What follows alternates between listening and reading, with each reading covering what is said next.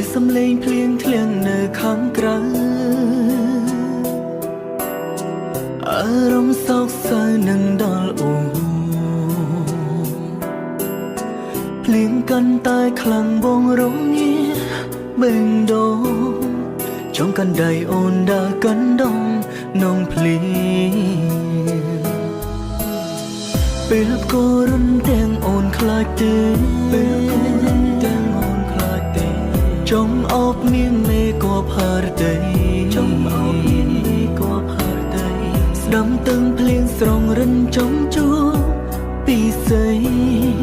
លើលោកគ្មានអ្វីជំនួសអូនបានទេ